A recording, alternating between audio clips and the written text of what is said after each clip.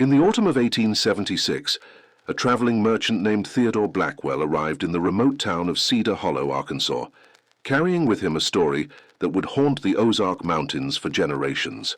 What he had witnessed at the Dawson Lodge 3 nights prior had shaken him to his very core, transforming a simple business trip into a nightmare that would follow him to his grave. The Dawson Lodge had been built in 1854 by Cornelius Dawson, a wealthy businessman from New Orleans who had sought to establish a hunting retreat in the pristine wilderness of the Arkansas mountains. The lodge was an imposing structure of dark timber and stone, nestled deep in a valley where ancient oak trees formed a natural cathedral around the building. For over 2 decades, it had served as an exclusive retreat for wealthy gentlemen from across the South, a place where they could escape the pressures of civilization and indulge in the primal pleasures of the hunt. Theodore had been invited to the lodge by his business associate Marcus Whitmore, who had promised him an opportunity to secure lucrative contracts with some of the most influential men in the region. The invitation had seemed like a stroke of fortune, a chance to elevate his modest trading business to new heights of prosperity and respectability. The journey to the lodge had taken Theodore through increasingly remote and forbidding terrain, following winding mountain paths that seemed to lead deeper into a world untouched by modern civilization. The further he traveled from the main roads, the more unsettled he became by the oppressive silence that hung over the mountains like a shroud. Even the wildlife seemed to avoid the area around the lodge, creating an unnatural quiet that made every sound of his horse's hooves echo ominously through the forest. When Theodore finally arrived at the Dorson Lodge, he was struck by the building's imposing presence and the strange atmosphere that surrounded it. The lodge seemed to absorb light rather than reflect it, its dark windows staring out at the forest like hollow eyes. The very air around the building felt heavy and oppressive, charged with an energy that made his skin crawl, and his horse nervous and skittish. Marcus Whitmore greeted Theodore at the entrance with an enthusiasm that seemed forced and unnatural. His old business associate appeared changed somehow, his eyes holding a gleam that Theodore had never seen before, a mixture of excitement and something darker that he couldn't quite identify. The other guests who had gathered for the weekend were similarly affected, their conversations carrying an undercurrent of anticipation that seemed disproportionate to a simple hunting expedition. The lodge's interior was richly appointed with dark wood paneling, heavy furniture, and an extensive collection of hunting trophies that lined the walls. But there was something unsettling about the decorations, something that Theodore couldn't immediately place. The mounted heads seemed to watch him as he moved through the rooms, their glass eyes reflecting the firelight, in ways that made them appear almost alive. The paintings that adorned the walls depicted hunting scenes, but the expressions on the faces of both hunters and prey suggested something more sinister than sport. During his first evening at the lodge, Theodore was introduced to the other guests, a collection of wealthy and influential men from across the South. There was Judge Harrison Blackwood from Mississippi, a man whose reputation for harsh sentences had earned him both fear and respect throughout the region. Colonel James Ashford, a veteran of the Mexican War, whose military bearing concealed a ruthless ambition that had made him one of the most powerful landowners in Louisiana. Dr. Silas Crane, whose medical practice in Memphis had made him wealthy beyond measure, though rumors persisted about the unusual nature of some of his treatments. The conversations that evening were dominated by discussions of hunting, but Theodore noticed that the men spoke of their quarry in terms that seemed oddly reverent, almost worshipful. They described the thrill of the hunt not as a sport or recreation, but as something approaching a religious experience. The way they talked about the connection between hunter and prey, the sacred nature of the kill, and the transformative power of taking a life, made Theodore increasingly uncomfortable. As the evening progressed, Theodore began to notice other disturbing details about the lodge and its guests. The servants who attended to their needs moved with a strange mechanical precision, their faces expressionless and their eyes vacant. They spoke only when spoken to, and their responses were delivered in monotone voices that suggested they were reciting memorized phrases rather than engaging in genuine conversation. The food served at dinner was exquisite, but there was something about the preparation and presentation that troubled Theodore. The meat dishes were prepared with an attention to detail that seemed almost ritualistic, garnished with herbs and spices that created unusual flavors and aromas. The wine that accompanied the meal was unlike anything Theodore had ever tasted, with a rich, complex flavor that seemed to intensify as the evening wore on, creating a sense of euphoria that was both pleasant and unsettling. After dinner, the guests retired to the lodge's library, where Cornelius Dawson himself made his first appearance of the evening. Theodore had expected to meet a typical wealthy businessman, but Dawson was unlike any man he had ever encountered. Tall and gaunt, with piercing eyes and a commanding presence, Dawson seemed to fill the room with his personality despite speaking in barely more than a whisper. There was an ageless quality about him that made it difficult to determine his actual age, and his movements had a fluid grace that seemed almost inhuman. Dawson welcomed Theodore to the lodge with a warmth that felt genuine, but there was something in his manner that suggested hidden depths and secret knowledge. He spoke eloquently about the history of the lodge and the traditions that had developed among its regular guests, describing their hunting expeditions as something far more significant than mere recreation.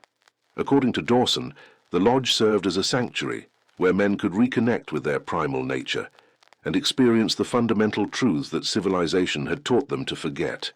The conversation that evening centered around philosophy and the nature of human existence, with Dawson leading a discussion about the relationship between civilization and savagery, between the refined gentleman and the primitive hunter that lurked beneath the surface. The other guests participated eagerly in these discussions, their enthusiasm growing as the night wore on and the wine continued to flow. Theodore found himself drawn into the conversation despite his growing unease, fascinated by the intellectual depth and philosophical sophistication of the discussion. Dawson and his guests spoke of ancient traditions and forgotten wisdom, of connections between humanity and the natural world that had been severed by the advance of modern civilization. They described hunting not as a sport, but as a sacred ritual that allowed men to reclaim their true nature and experience the divine power that came from taking life. As the evening progressed, Theodore noticed that the atmosphere in the room was becoming increasingly charged with an energy that he couldn't identify. The other guests seemed to be entering a state of heightened excitement, their voices becoming more animated and their gestures more pronounced. The firelight seemed to flicker in patterns that created strange shadows on the walls, and the mounted hunting trophies appeared to move slightly in his peripheral vision. Dawson began to speak about the special hunt that was planned for the following day, describing it as the culmination of their weekend gathering and the most important event in the lodge's calendar. This hunt would be different from their usual expeditions, he explained, because it would involve quarry that was far more challenging and rewarding than the typical game animals that populated the Arkansas mountains. The way Dawson spoke about this special hunt made Theodore increasingly uncomfortable, though he couldn't quite understand why.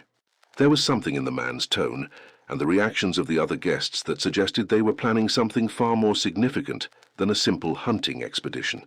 The anticipation in the room was palpable, but it was mixed with an undercurrent of something darker that made Theodore's instincts scream warnings he couldn't fully comprehend. When the evening finally ended and the guests retired to their rooms, Theodore found himself unable to sleep. The lodge seemed to come alive in the darkness, filled with subtle sounds and movements that suggested activity throughout the building. He could hear footsteps in the corridors, whispered conversations in languages he didn't recognize, and strange rhythmic sounds that seemed to emanate from somewhere deep within the structure. Theodore's room was located on the second floor of the lodge, with windows that looked out over the forest that surrounded the building. As he lay in bed trying to sleep, he became aware of lights moving through the trees, flickering flames that seemed to follow patterns too deliberate to be natural. The lights appeared to be torches carried by figures moving through the forest, but the distance and darkness made it impossible to determine who they were or what they were doing. The sounds from within the lodge continued throughout the night, growing more pronounced as the hours passed. Theodore could hear what sounded like chanting or singing coming from somewhere below his room, voices joined together in harmonies that were both beautiful and deeply unsettling. The melodies seemed to follow patterns that were almost familiar, as if they were variations on songs he had heard before, but twisted into forms that created feelings of unease and dread. When morning finally arrived, Theodore was exhausted and on edge, having managed only brief periods of fitful sleep.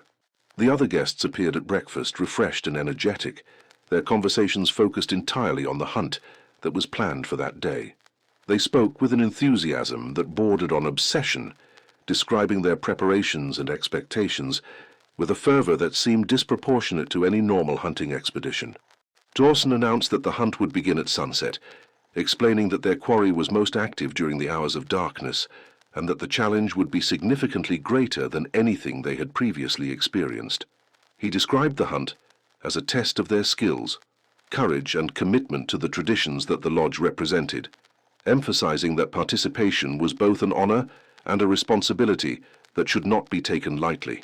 Theodore expressed his desire to participate in the hunt, hoping to maintain his cover and avoid arousing suspicion about his growing unease. Dorson welcomed his participation with apparent pleasure, but there was something in his manner that suggested he had expected Theodore's involvement from the beginning. The other guests seemed equally pleased by his decision, their reactions suggesting that his participation was somehow essential to their plans. The day was spent in preparation for the evening hunt, with the guests checking their weapons and equipment while engaging in increasingly intense discussions about hunting techniques and strategies. Theodore noticed that their weapons were unusual, featuring modifications and decorations that seemed to serve no practical purpose, but gave them an almost ceremonial appearance. The ammunition they prepared was also distinctive, with bullets that had been specially crafted and inscribed with symbols that Theodore didn't recognize. As the day progressed, Theodore became increasingly aware that the servants at the lodge were making their own preparations for the evening's activities. They moved through the building with purpose and efficiency, but their tasks seemed to involve more than simple housekeeping. They were arranging furniture in specific patterns, lighting candles in particular sequences, and preparing what appeared to be ceremonial objects whose purpose Theodore couldn't determine. The atmosphere at the lodge grew more charged as evening approached, with an energy that seemed to build like pressure before a storm. The guests became increasingly excited and animated, their conversations taking on an almost fevered quality as they discussed the hunt that lay ahead. Theodore found himself caught up in their enthusiasm despite his reservations, feeling a strange compulsion to participate in whatever was planned. As sunset approached, Dawson gathered the guests in the main hall of the lodge for what he described as a traditional pre-hunt ceremony. The servants had arranged the furniture to create a circle in the center of the room, with chairs positioned so that the guests could face each other while participating in the ritual. Candles had been placed around the perimeter of the circle, their flames creating dancing shadows that seemed to move independently of the light source. Dawson began the ceremony by speaking about the history and traditions of the lodge, describing the hunts that had taken place over the years and the bonds that had been forged between the men who participated in them. He spoke of hunting as a sacred act that connected them to their ancestors and to the fundamental forces that governed life and death. The other guests listened with rapt attention, their faces reflecting the flickering candlelight in ways that made their expressions appear almost mask-like.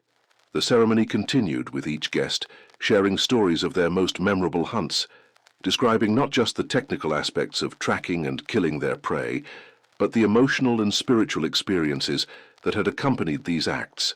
Their stories became increasingly intense and personal, revealing aspects of their personalities that Theodore found deeply disturbing. They spoke of the thrill of the kill not as a momentary excitement, but as a transformative experience that had changed them fundamentally. As the stories continued, Theodore began to realize that the hunts being described were unlike any he had ever heard of before. The guests spoke of quarry that displayed intelligence and cunning far beyond that of normal game animals, prey that seemed to understand the nature of the hunt and the intentions of the hunters. They described pursuits that lasted for hours or even days, with their quarry leading them through increasingly remote and dangerous terrain, as if testing their commitment and resolve. The way the guests described their prey made Theodore increasingly uncomfortable, though he couldn't quite identify why. There was something in their language and tone that suggested they were talking about more than just animals, but the implications of this realization were too disturbing for him to fully accept. He tried to convince himself that he was misinterpreting their words, that his exhaustion and the strange atmosphere of the lodge were causing him to imagine threats that didn't exist. As the ceremony reached its climax, Dawson produced the ornate chalice filled with a dark liquid that he described as a traditional hunting draught. Each guest was expected to drink from the chalice as a symbol of their commitment to the hunt and their bond with their fellow hunters. The liquid had a bitter metallic taste that lingered on the tongue and created a warming sensation that spread throughout the body. Theodore drank from the chalice when it was passed to him, not wanting to break the ritual or draw attention to his growing suspicions. The liquid had an immediate effect, creating a sense of heightened awareness and energy that was both exhilarating and unsettling. His senses seemed to become more acute, allowing him to perceive details and nuances that had previously escaped his notice. The sounds of the forest outside became more distinct, the flickering of the candles more hypnotic, and the faces of his fellow guests more revealing of their true nature. With the ceremony complete, Dawson announced that it was time for the hunt to begin. The guests gathered their weapons and equipment, their movements now displaying a coordination and purpose that suggested they had performed these actions many times before. Theodore followed their lead, trying to maintain his facade of enthusiasm, while his instincts screamed warnings about the danger he was walking into. The hunting party left the lodge as darkness fell over the mountains, following a trail that led deep into the forest surrounding the building. The path was barely visible in the moonlight, but the other hunters seemed to know the way instinctively, moving through the darkness with confidence and purpose. Theodore struggled to keep up, his unfamiliarity with the terrain making him dependent on the others for guidance. As they moved deeper into the forest, Theodore became aware of sounds that suggested they were not alone in the wilderness. There were movements in the underbrush that seemed too deliberate to be caused by normal wildlife, and occasional glimpses of lights that appeared and disappeared among the trees. The other hunters seemed to be aware of these signs as well, their excitement growing as they followed the trail toward their unknown destination. The hunt led them to a clearing deep in the forest, where the moonlight revealed a scene that would haunt Theodore for the rest of his life. In the center of the clearing stood a structure that appeared to be some kind of altar, surrounded by stones arranged in patterns that suggested ancient and forgotten rituals. The air in the clearing felt different from the surrounding forest, charged with an energy that made Theodore's skin crawl and his heart race with inexplicable dread. Dorson and the other hunters took positions around the perimeter of the clearing, their weapons ready and their attention focused on the forest that surrounded them. They moved with the practiced efficiency of men who had performed these actions many times before, each taking a specific position that suggested careful planning and preparation. Theodore was directed to a position that gave him a clear view of the altar and the surrounding area, though he was beginning to suspect that his role in the hunt was not what he had been led to believe. The wait in the clearing seemed to last for hours, though Theodore's heightened state of awareness made it difficult to judge the passage of time accurately. The forest around them was filled with subtle sounds and movements that suggested the presence of something that was aware of their location and intentions. The other hunters remained motionless and silent, their patience and discipline suggesting that they were accustomed to long periods of waiting for their quarry to appear. When the quarry finally emerged from the forest, Theodore's mind struggled to process what he was seeing. The figure that stepped into the clearing was human in form, but moved with a grace and fluidity that seemed almost supernatural. It was dressed in simple clothing that appeared to be handmade from natural materials, and its face held an expression of calm resignation that suggested it understood the nature of the situation it was facing. The realization that their quarry was human hit Theodore like a physical blow, causing him to stagger and nearly drop his weapon. The other hunters showed no surprise or hesitation, their weapons trained on the figure with deadly precision. Dawson stepped forward and began to speak in a language that Theodore didn't recognize, his words seeming to carry weight and meaning that transcended normal communication. The figure in the clearing responded to Dawson's words with what appeared to be acceptance, moving toward the altar with slow, deliberate steps. Theodore watched in horror as the scene unfolded before him, his mind refusing to accept the implications of what he was witnessing. The other hunters maintained their positions around the perimeter of the clearing, their weapons ready, but their attention focused on the ritual that was taking place at the altar. What happened next at the altar was something that Theodore's mind would never fully process or accept. The ritual that followed was conducted with a precision and reverence that suggested it had been performed many times before, each movement and gesture carrying significance that was lost on Theodore, but clearly understood by the other participants. The sounds that emerged from the clearing during the ritual were unlike anything he had ever heard, a combination of chanting, music, and other vocalizations that seemed to come from sources both human and inhuman. Theodore found himself unable to move or speak, paralyzed by a combination of horror and the strange effects of the liquid he had consumed during the prehunt ceremony. He could only watch as the ritual reached its climax, his mind struggling to maintain its grip on sanity as he witnessed acts that challenged everything he believed about human nature and the boundaries of civilized behavior. The conclusion of the ritual was marked by a change in the atmosphere of the clearing that Theodore could feel in his bones. The air seemed to vibrate with an energy that was both terrifying and exhilarating, and the forest around them erupted with sounds that suggested the presence of things that should not exist in the natural world. The other hunters seemed to be energized by these phenomena, their faces reflecting an ecstasy that was both beautiful and deeply disturbing. As the ritual concluded and the hunters began to make their way back to the lodge, Theodore remained frozen in his position at the edge of the clearing. His mind was struggling to process what he had witnessed, alternating between denial and acceptance of the horrific reality that had been revealed to him. The other hunters seemed to understand his condition, helping him to his feet and guiding him back along the forest path toward the lodge. The return journey to the lodge passed in a blur of confused impressions and fragmented memories. Theodore was aware of movement and conversation around him, but his mind seemed unable to focus on specific details or maintain coherent thoughts for more than a few moments at a time. The effects of the ceremonial draft were beginning to wear off, but they were being replaced by a different kind of disorientation that seemed to come from the trauma of what he had witnessed. When they finally reached the lodge, Theodore was escorted to his room by servants who seemed to understand his condition without needing explanation. They helped him to his bed and provided him with water and simple food, their care suggesting that they had dealt with similar situations before. Theodore spent the remainder of the night in a state of semi-consciousness, his mind cycling between attempts to rationalize what he had seen and moments of stark terror as the full implications of the evening's events became clear. The following morning brought no relief from the horror of the previous night's experiences. Theodore awoke to find his memories of the hunt intact and undimmed. The images and sounds from the clearing burned into his consciousness with a clarity that made denial impossible. The other guests appeared at breakfast as if nothing unusual had occurred, their conversations focused on mundane topics and their manner suggesting complete normalcy.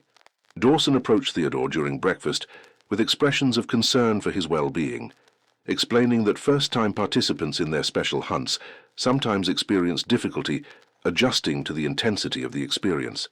He spoke of the hunt as if it had been a profound spiritual experience rather than the horrific ritual that Theodore remembered, his words suggesting that Theodore's reaction was both expected and temporary. The other guests offered similar reassurances, describing their own first experiences with the lodge's special hunts and the transformative effects that participation had had on their lives.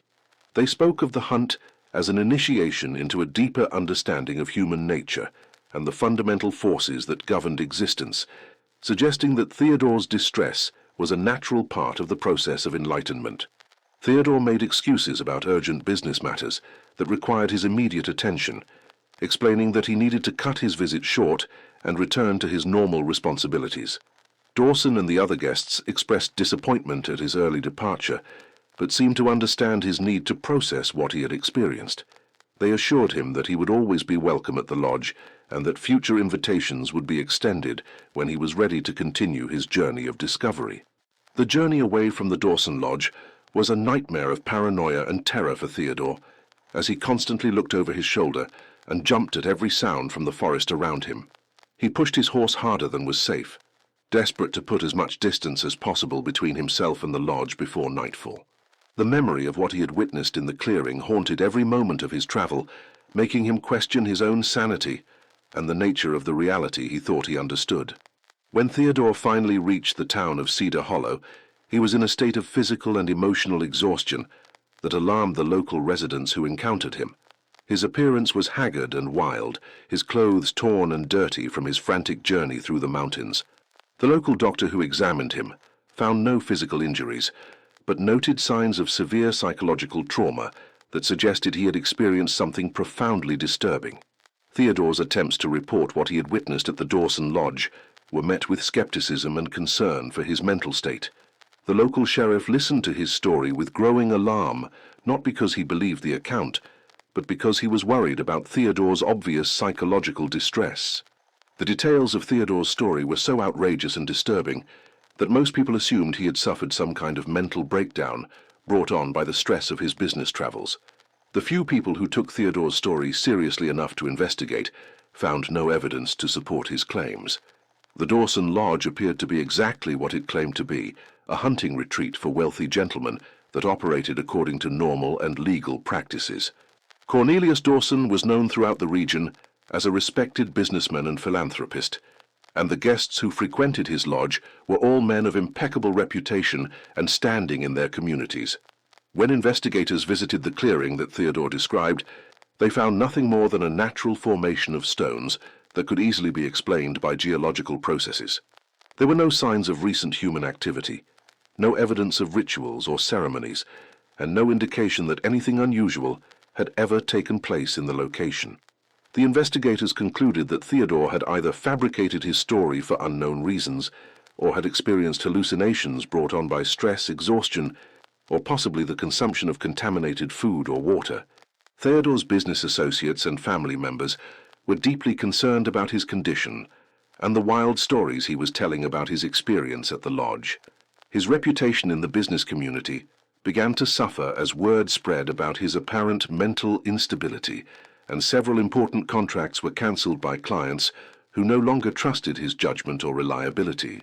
The successful merchant who had left for the Dawson Lodge was replaced by a broken man whose career and social standing were in ruins. Despite the lack of evidence and the skepticism of others, Theodore remained convinced that what he had witnessed at the lodge was real, and that the men he had encountered there represented a danger to society that needed to be exposed. He spent months trying to gather evidence and find other witnesses who could corroborate his story, but his efforts were unsuccessful and only served to further damage his reputation and credibility. Theodore's obsession with the Dorson Lodge and his determination to expose what he believed was happening there consumed the remainder of his life. He became a recluse, spending his days researching ancient rituals and occult practices, trying to understand the context and significance of what he had witnessed. His family and friends watched helplessly as he descended into isolation and paranoia, his once sharp mind becoming focused entirely on his traumatic memories and his futile quest for vindication. During his years of research, Theodore discovered disturbing patterns in historical records that seemed to support some aspects of his experience at the lodge. He found references to secret societies and occult organizations that had operated throughout history, groups that practiced rituals similar to what he had witnessed in the Arkansas wilderness. These organizations allegedly maintained their activities in remote locations around the world, using their wealth and influence to protect themselves from discovery while continuing to engage in practices that civilized society would find abhorrent. Theodore's research led him to ancient texts and historical documents that described rituals involving human sacrifice and the worship of entities that existed beyond the normal understanding of reality. He discovered accounts of similar lodges and retreats that had operated in various parts of the world, all sharing common elements that suggested they were part of a larger network of individuals who had rejected the constraints of civilization in favor of more primitive and dangerous practices. The more Theodore learned about these historical precedents, the more convinced he became that the Dawson Lodge was not an isolated phenomenon, but part of a continuing tradition that stretched back to humanity's earliest history. He began to see connections between ancient mystery religions, medieval secret societies, and modern occult organizations, all united by their willingness to engage in practices that mainstream society had abandoned or forbidden. Theodore's research also revealed disturbing information about some of the guests he had encountered at the lodge.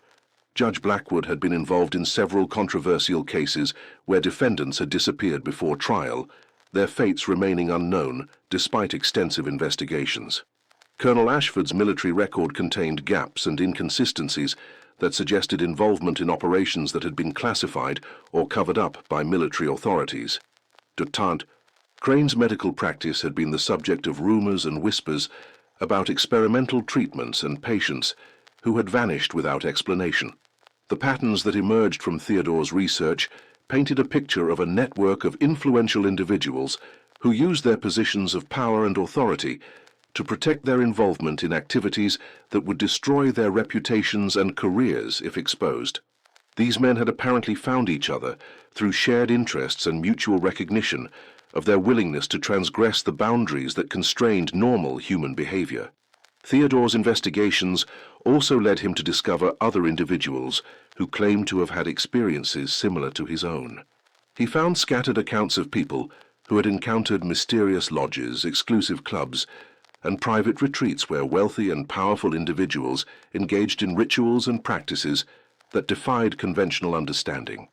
These accounts were often dismissed as fantasies or delusions, but they shared enough common elements to suggest that they might be describing real phenomena.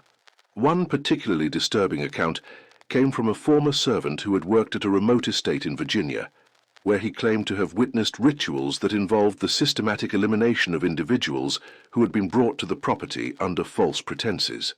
The servant had fled the estate in terror and had spent years trying to convince authorities to investigate, but his low social status and lack of evidence had made it impossible for him to be taken seriously. Another account came from a traveling preacher who had stumbled upon a gathering in the mountains of Tennessee, where he claimed to have seen wealthy gentlemen engaged in practices that he described as devil worship. The preacher had been discovered by the participants and had barely escaped with his life, but his attempts to report what he had seen had been dismissed as religious hysteria by local authorities. Theodore began to correspond with these and other individuals who claimed to have encountered similar phenomena, trying to piece together a comprehensive picture of what appeared to be a widespread network of secret organizations.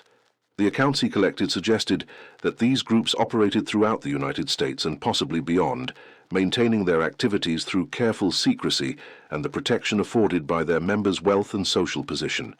The correspondence that Theodore maintained with other witnesses and researchers gradually developed into an informal network of individuals who were trying to expose what they believed was a hidden threat to civilized society.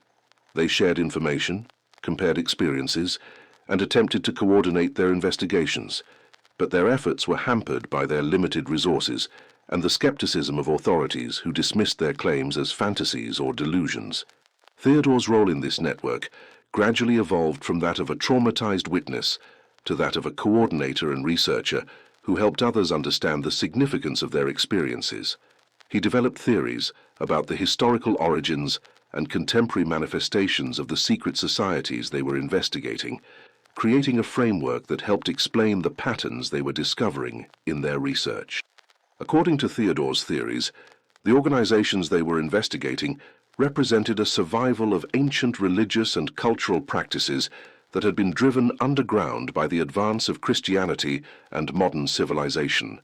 These groups had maintained their traditions through careful secrecy and selective recruitment, preserving knowledge and practices that mainstream society had forgotten or rejected.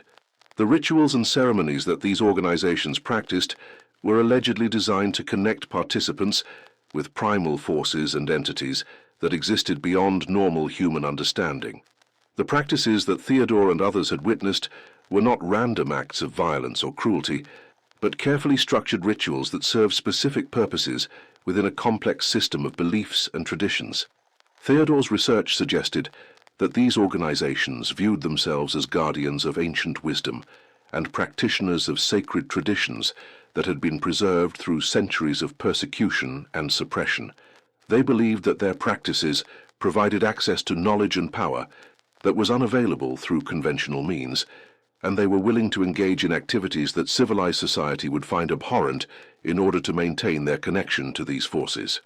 The network of researchers and witnesses that Theodore helped coordinate gradually developed into a more formal organization dedicated to investigating and exposing what they believed was a hidden threat to society.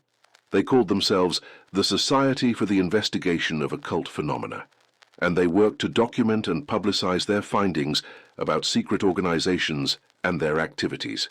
The Society's investigations revealed disturbing patterns of disappearances and unexplained deaths that seemed to be connected to the activities of the secret organizations they were studying.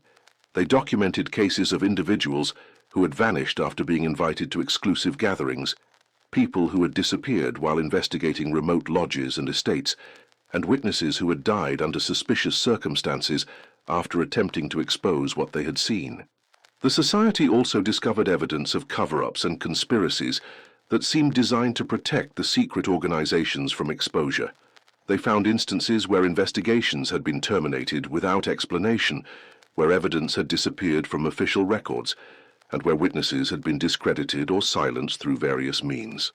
Despite their efforts, the Society for the Investigation of Occult Phenomena was never able to gather sufficient evidence to convince authorities to take action against the organizations they were investigating. Their claims were consistently dismissed as fantasies or delusions, and their members were often ridiculed or marginalized by mainstream society.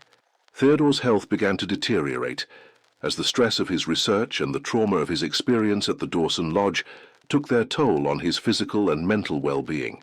He developed chronic insomnia, persistent anxiety, and a variety of physical ailments that doctors were unable to diagnose or treat effectively. His obsession with exposing the secret organizations consumed his life, leaving him isolated from normal human relationships and activities. The investigation that Theodore and his colleagues conducted revealed additional disturbing details about the network of secret organizations they were studying. They discovered evidence suggesting that these groups had been operating for centuries, possibly millennia, maintaining their traditions and practices through careful succession and recruitment. The organizations appeared to be connected through shared symbols, rituals, and beliefs, suggesting that they were part of a larger movement or philosophy that transcended individual groups. One of the most disturbing discoveries made by the Society was evidence of recruitment practices used by the secret organizations to identify and attract new members. They found accounts of individuals who had been carefully observed and evaluated over long periods before being approached with invitations to exclusive gatherings or events. The recruitment process appeared to be highly selective, targeting individuals who possessed specific psychological profiles or personal circumstances that made them suitable candidates for initiation into the organization's practices. The Society's research also revealed that the secret organizations had developed sophisticated methods for maintaining secrecy and avoiding detection by authorities. They used coded communications, elaborate cover stories, and carefully constructed alibis to protect their activities from scrutiny. Members of these organizations often held positions of power and influence in legitimate society, using their status and connections to deflect suspicion and protect their fellow members from investigation. Theodore and his colleagues discovered that the secret organizations had established a complex network of safe houses, meeting places, and ceremonial sites throughout the United States and beyond. These locations were often situated in remote areas where activities could be conducted without fear of discovery, but some were hidden in plain sight within major cities, disguised as legitimate businesses or social clubs. The financial resources available to these organizations appeared to be vast, suggesting that they had access to wealth and funding sources that allowed them to maintain their operations on a large scale. The Society found evidence of property purchases, construction projects, and other expenditures that seemed to be connected to the organization's activities, but the complex web of shell companies and intermediaries made it difficult to trace the ultimate sources of funding. As Theodore's research progressed, he began to uncover evidence of connections between the secret organizations and various historical events and figures. He found suggestions that these groups had played roles in political movements, religious conflicts, and social upheavals throughout history, using their influence and resources to shape events according to their own agenda. The scope of the conspiracy that Theodore believed he had uncovered was so vast and far-reaching that it challenged his ability to comprehend its full implications. If his theories were correct, the secret organizations represented a hidden force that had been influencing human civilization for centuries, working behind the scenes to advance goals and objectives that remained largely unknown to the general population. Theodore's research led him to examine the possibility that the secret organizations were connected to ancient mystery religions and esoteric traditions that had been suppressed by mainstream religious and political authorities. He found evidence suggesting that these groups had preserved knowledge and practices from pre-Christian civilizations, maintaining traditions that had been declared heretical or forbidden by established institutions. The philosophical and religious beliefs of the secret organizations appeared to be based on concepts that were fundamentally opposed to the values and principles of modern civilization. They seemed to embrace ideas about human nature, morality, and the relationship between humanity and the natural world that were radically different from those accepted by mainstream society. Theodore's investigation revealed that the secret organizations practiced forms of ritual and ceremony that were designed to transform participants psychologically and spiritually. These practices allegedly allowed members to transcend the limitations of ordinary consciousness and experience states of awareness that were unavailable through conventional means. The rituals that Theodore had witnessed at the Dawson Lodge appeared to be examples of these transformative practices, designed to initiate participants into deeper levels of understanding and commitment. The Society for the Investigation of Occult Phenomena gradually expanded its membership to include researchers, investigators, and witnesses from various parts of the United States and Europe. The organization developed a sophisticated intelligence network that allowed members to share information and coordinate their investigations across great distances.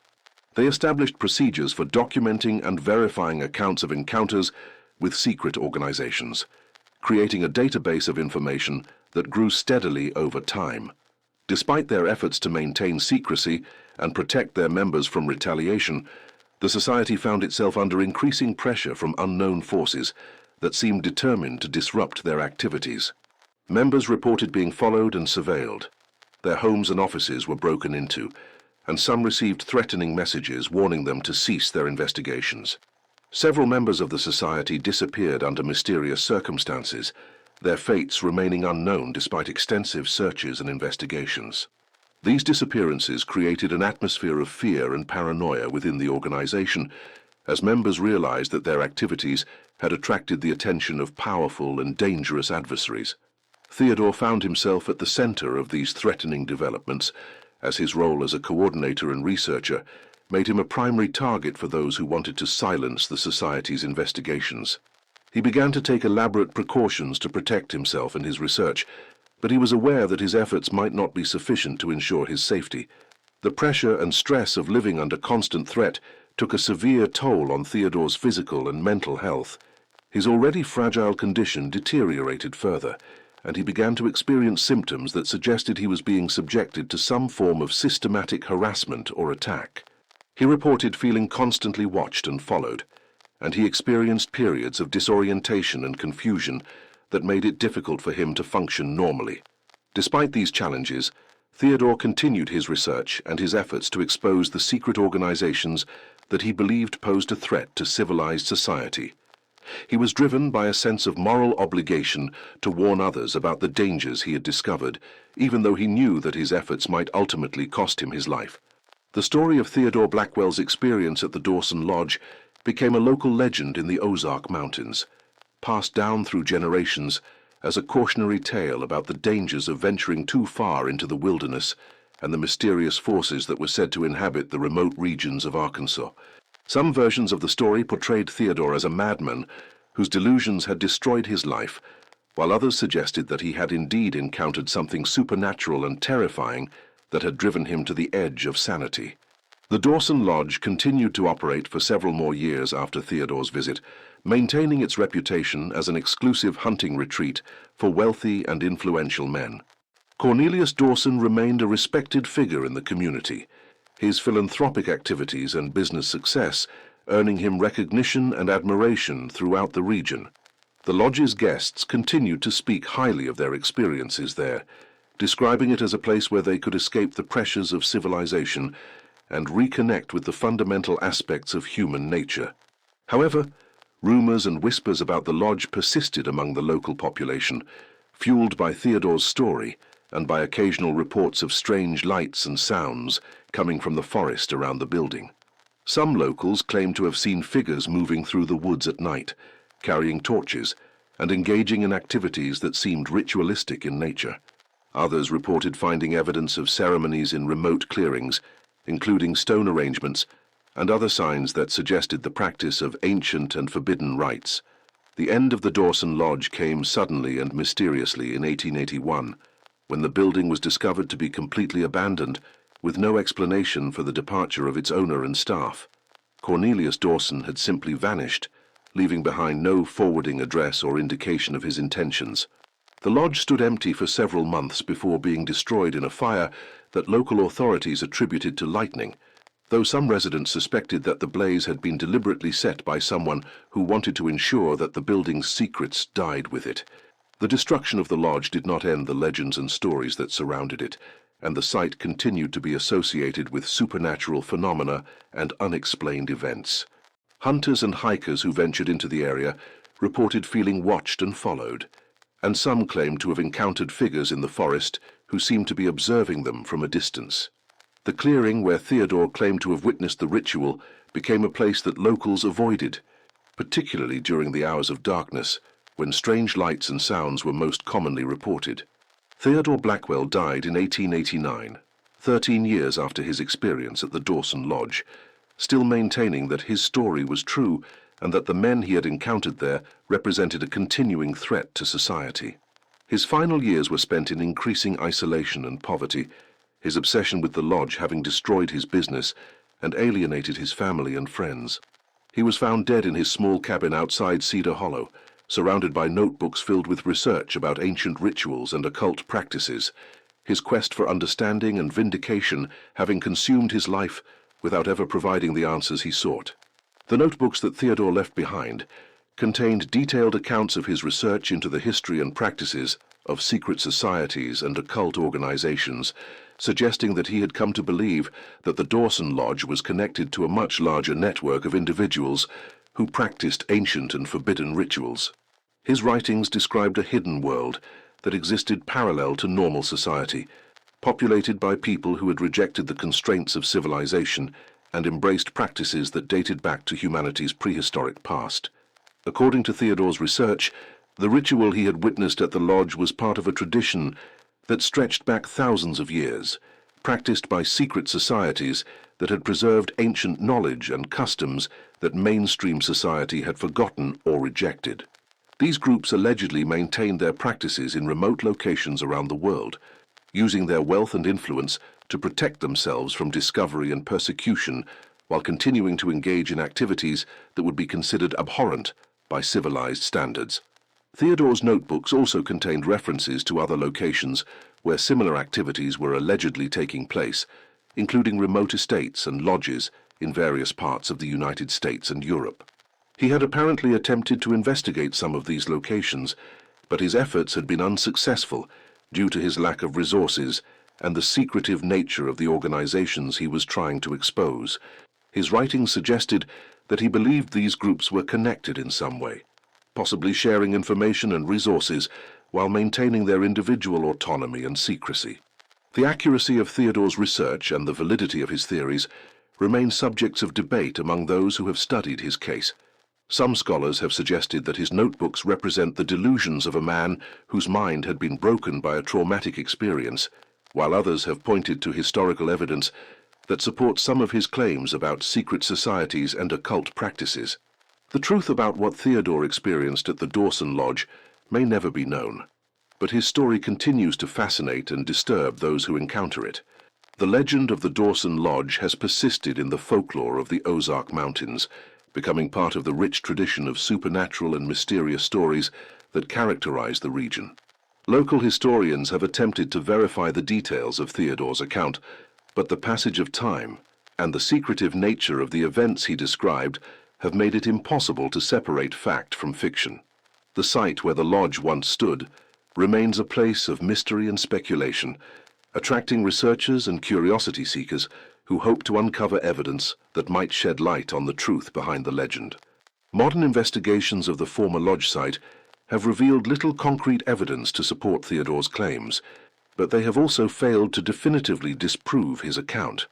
The clearing where he claimed to witness the ritual does exist, and it does contain stone formations that could be interpreted as having been arranged by human hands, though natural geological processes could also explain their configuration. Some investigators have reported experiencing unusual sensations and phenomena while visiting the site, though these experiences could be attributed to suggestion and the power of local legends.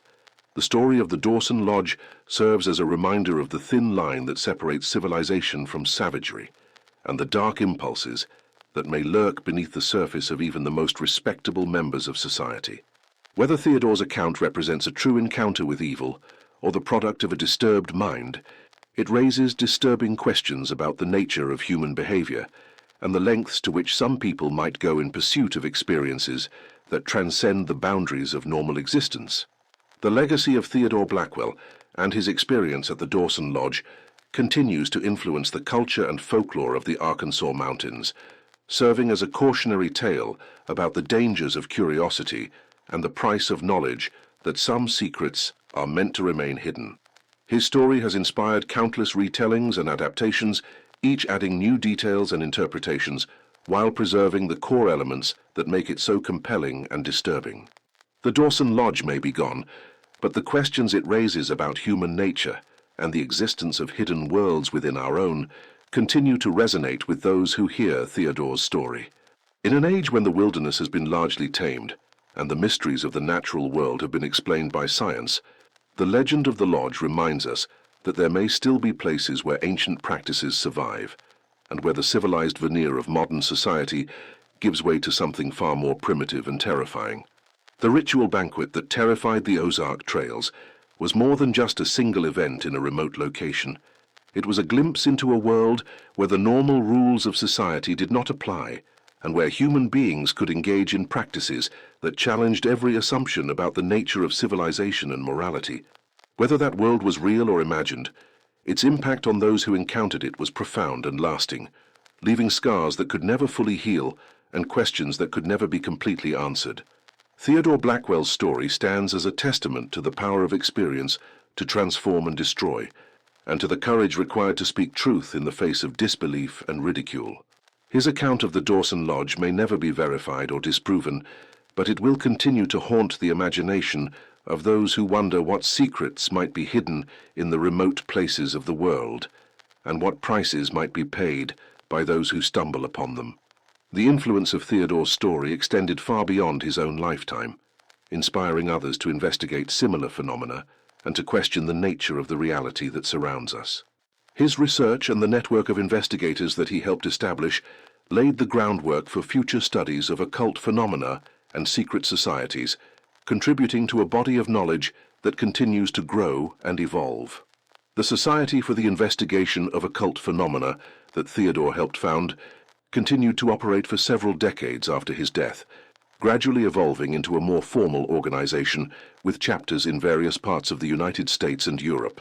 The Society's members continued to investigate reports of secret organizations and occult activities, documenting their findings and attempting to expose what they believed were ongoing threats to civilized society.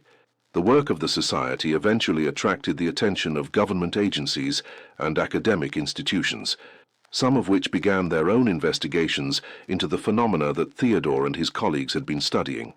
While most of these official investigations concluded that the claims of the Society were unfounded, some researchers found evidence that suggested there might be more truth to their allegations than had previously been acknowledged. The legacy of the Dawson Lodge and Theodore Blackwell's experience there continues to influence contemporary discussions about the nature of evil, the limits of human behavior, and the existence of hidden worlds that operate according to different rules than those that govern normal society. The questions raised by Theodore's story remain relevant in an age when new forms of secrecy and conspiracy continue to emerge, reminding us that the human capacity for both good and evil remains as mysterious and troubling as ever. In the end, the story of the Dawson Lodge serves as a powerful reminder that there are aspects of human nature and human society that remain hidden from view, operating in the shadows and margins of our civilized world. Whether these hidden aspects represent genuine threats or merely the products of fear and imagination, they continue to exert a powerful influence on our collective consciousness, shaping our understanding of what it means to be human and what dangers might lurk in the darkness that surrounds us. The ritual banquet that terrified the Ozark trails may have taken place over a century ago, but its echoes continue to reverberate through time, reminding us that some mysteries are too profound and disturbing to be easily dismissed or forgotten. Theodore Blackwell's courage in speaking about what he witnessed, despite the personal cost, stands as an example of the importance of bearing witness to truth, even when that truth is too terrible for others to accept or believe. The mountains of Arkansas still hold their secrets, and the forests that once surrounded the Dawson Lodge continue to whisper of things that should not be spoken aloud.